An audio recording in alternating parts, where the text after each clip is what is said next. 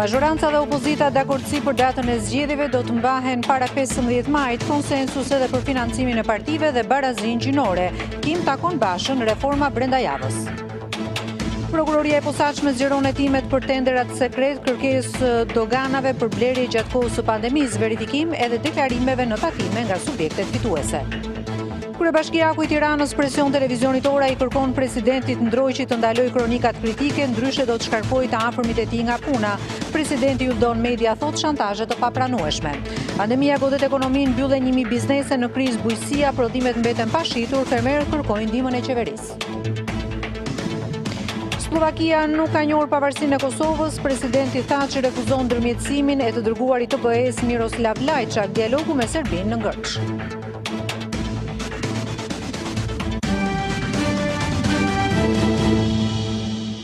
Të nderuar teleshikues, mirëmbrëma, përshëndes nga edicioni qendror i lajmeve në radio televizionin Ora. Partia Demokratike dhe Partia Socialiste dolën të kënaqura nga tryeza e Këshillit Politik me disa pika të dakordsuara në nivel politik. Palët kanë gjetur konsensus për financimin e partive politike në fushat zgjedhore, për barazinë gjinore si dhe për periudhën zgjedhore. Pas një mbledhje rreth 3 orë, Partia Demokratike dhe Partia Socialiste dolën të kënaqura nga tryeza e Këshillit Politik me disa pika të dakordsuar në nivel politik. Palët zyrtarizuan mirëkuptimin e arritura para pandemisë për të ndryshuar periudhën zgjedhore, për t'i ardhur në ndihmë sektorit të turizmit. Sipas i dakordsimit, zgjedhjet e ardhshme parlamentare nuk do të mbahen më në qershor. Nga 15 prillit deri në 15 maj dhe nga 15 tetori deri në 15 nëntor. Do të mundsoj nga ana tjetër Presidenti i Republikës që të ketë të mundsoj datën e zgjedhjeve pa kufizime siç është deri më sot. Por Rudina Hajdari për këtë çështje kishte rezerva, pasi sipas saj u heqte drejtën e votës shqiptarëve që jetojnë jashtë vendit. Nëse ne ndryshojmë fashat e orarit të përgjithësve që votojnë, ne çfarë bëjmë? I mbyllim derën diasporës. Diskutimet e ashpra në tryezën me dyert të mbyllura pati për financimet e partive politike, që nga propozimi i parë, Partia Demokratike në fund ka pranuar një rrugë të mesme për një financim miks, ku parashikohet dyfishimin e buxhetit të shtetit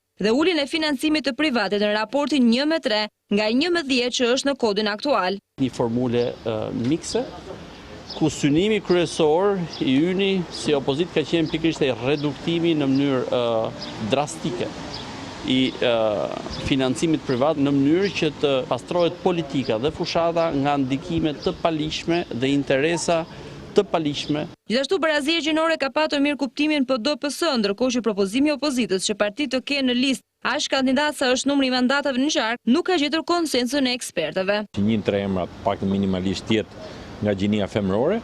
Kjo kuotë gjinore të ketë dispozita mbrojtëse për realizimin e saj në praktik, dhe tjetë një kuotë gjinore reale, për të evituar dhe historitë të shkuar. Rudina Hajdari kërkon mbështetjen e Lulzim Bashës për ligjin e referendumit dhe ndryshimin e sistemit, ndërsa të njëjtën pritet që çështjet e diskutuara të kopsiten nga grupi i ekspertëve, si dhe do të diskutohen për krime zgjedhore si dhe për amnistinë e personave që denoncojnë.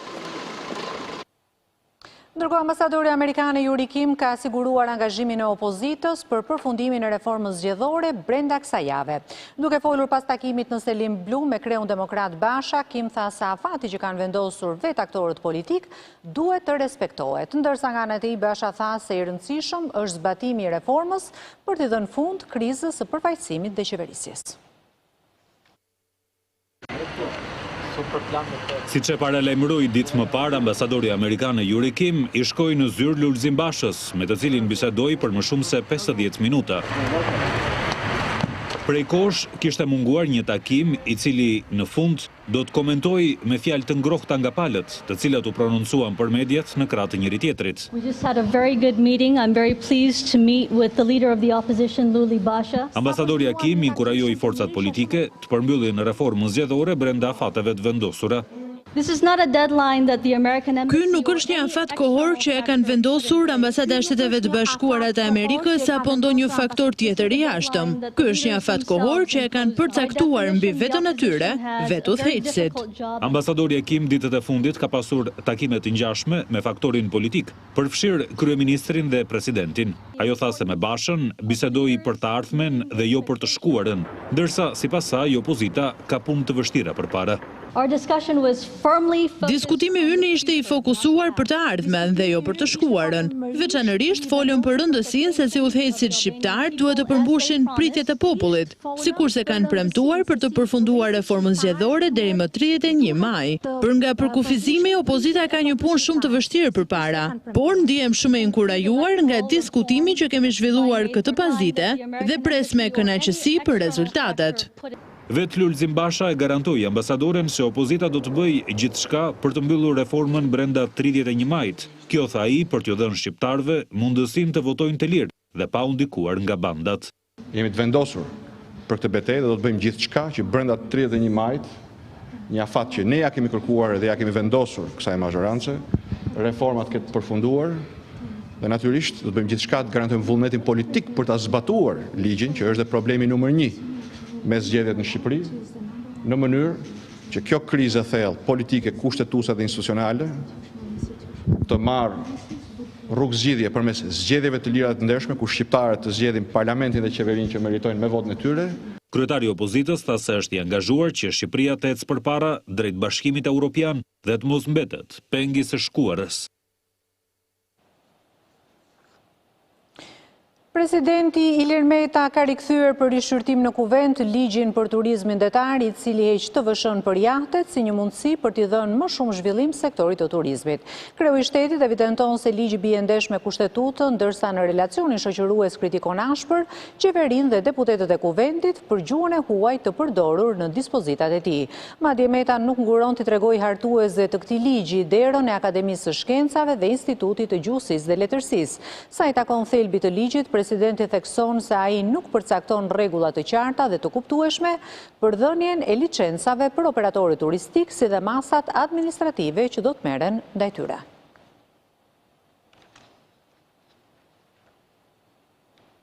Savës paku ka nisur verifikimet për tenderat sekret të Ministrisë së Shëndetësisë pas denoncimit të bërë nga Partia Demokratike. Me një kërkesë drejtuar doganave, prokuroria e posaçme kërkon që brenda javës t'i vënë në dispozicion të gjitha të dhënat për materialet e zhdoganuara, sasinë dhe vlerën e tyre. Prokuroria e posaçme antikorrupsioni kërkon drejtorisë së doganave që t'i vënë në dispozicion të gjithë informacionin për materialet që janë zhdoganuar në periudhën e pandemisë. Më konkretisht, SPAK i kërkon të di nga kanë ardhur këto materiale, çmimin si dhe sasinë e zhdoganuar. Kërkesa është drejtuar drejtorisë së doganave pas hetimit të nisur nga kjo prokurori për tenderat të cilësuara sekret të Ministrisë së Shëndetësisë gjatë periudhës së pandemisë.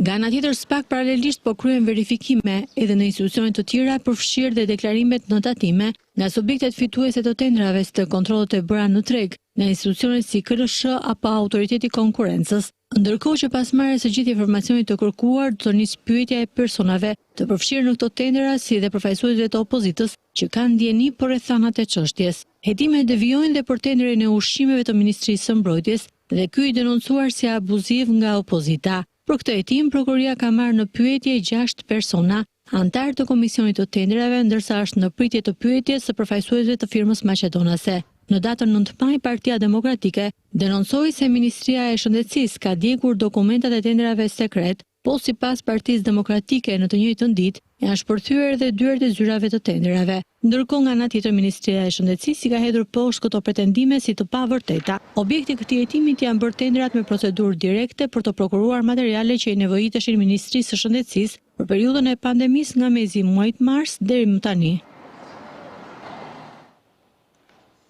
Kryebashkiaku Erion Velia i ka kërkuar të ushtrojë presion ndaj Radio Televizionit Ora dhe Ora News, duke i kërkuar presidentit të Yldon Media Group të ndalojë kronikat kritike, sepse persona pranë Veliajt janë shprehur se nëse kjo nuk realizohet, atëherë të afërm të ndroqit do të shkarkohen nga detyra.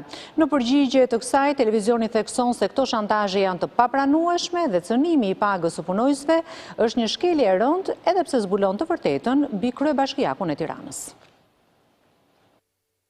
Vjojnë shantazhet dhe presionet e radhës ndaj televizionit Ora dhe Ora News në emër të kryebashkiakut Erion Veliaj. Presidenti të Yldon Media Group, zoti Ylli Ndroqi, është kërkuar që të ndalojë lajmet që gazetarët bëjnë për kryeqytetin, të cilat shfaqin anën ndryshe nga ajo që propagandohet me materialet gatshme. Zoti Ndroqi është kërkuar të ndërhyjë për të ndaluar brenda 24 orëve lajmet që konsiderohen prej veliajt kritik dhe nëse kjo nuk do të realizohet, do të nis largimi nga puna i të afërmve, miqve dhe kushërinjve që ai ka të punësuar në Bashkinë e Tiranës.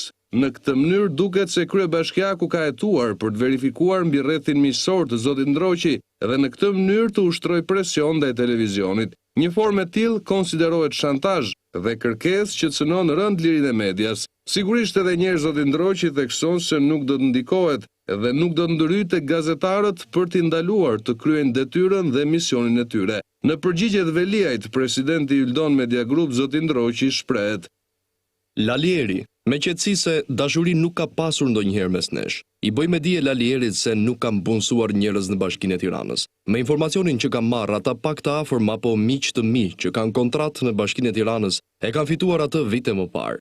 Madje këtë të drejtë e kanë fituar me merit mbi 10 apo 15 vite më parë. Lalieri, ke gjetur rrugën e gabuar dhe njeriu e gabuar për të shantazhuar dhe për të ndaluar lajmet e gazetarëve. Nuk mund të shantazhosh media duke hetuar rrethin miqësor dhe duke u hakmarrë tek të punësuarit që me punën që bëjnë sigurojnë rrogën për të ushqyer fëmijët dhe familjen e tyre. Në media publikohen lajme, shantazhi është rruga më e gabuar për të ndaluar të vërtetën. Nëse e kërkon të bësh shantazh, merru me mua. Lalieri, me kërcënimet për largimet nga puna, votuesit do të kuptojnë se cilin kanë zgjedhur për të drejtuar kryeqytetin. E sigurisht, RTV Ora dhe Ora News do të vazhdojnë të qëndrojnë besnik shikuesit dhe parimit për të qenë sa më pranë të vërtetës. Biznesi në vend po përballet me pasojat e rënda të periudhës së pandemisë, por rrjedhoi më shumë se 3.000 aktivitete tregtare kanë kërkuar pezullim të aktivitetit gjatë kësaj periudhe, ndërsa 1.000 të tjera kanë aplikuar pranë qendrës kombëtare të biznesit për mbyllje të përhershme.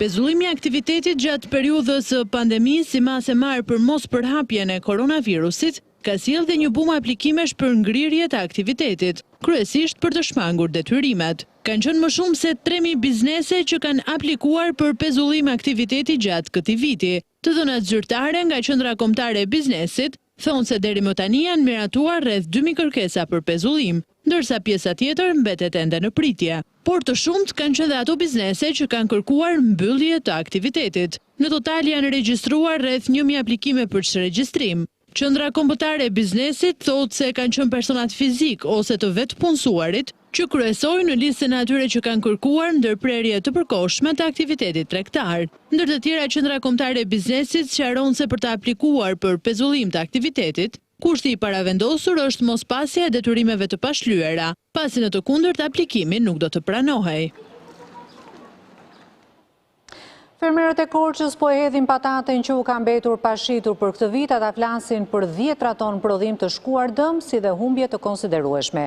Kritika ndërkaq kanë edhe për mungesën e mbështetjes nga qeveria. Kjo patate po hidhet sot. Edhe me 100 lekë që çmimi nuk ka tërheqje. Kjo fermere në Korçë po hedh në arat e saj 8 ton patate të mbetur pashitur këtë vit. Kemi prodhuar si vjet 20.000 kuintal patate dhe kemi shitur vetëm 12.000. Të mbajtura me evidencë me tëra. 8.000 kuintal janë gjendje sot, që ne kemi filluar që dje që po i hedhim. Ata shprehen se pandemia ishte një nga arsyet e mosshitjes së prodhimit, duke ju shkaktuar tashmë dëm prej 10 miliona lekësh. Punëtori në fund të ditës do marrë rrogën, se janë hallexhinj. Akoma më tej, problemi thellohet edhe për vetë faktin se ka munguar mbështetja e shtetit për ta. Ankohen për mungesën e mbështetjes nga qeveria, së cilës i kujtojnë ndihmën për sektorët e tjerë të ekonomisë. Trumbeton me të madhe që do japim pagën e luftës, siç ja ka dhënë tërë bizneseve dhe ja ka dhënë me të drejtë, sepse të tërë janë hallexhinj, kurse për ne bujqësinë nuk është kujtuar asnjëri. Duket se pandemia ka mbyllur brenda edhe deputetët e zonës, pasi në asnjë moment ata nuk janë parë pranë këtyre fermerëve për të marrë problemet e tyre dhe t'i përçojnë më pas në ministri.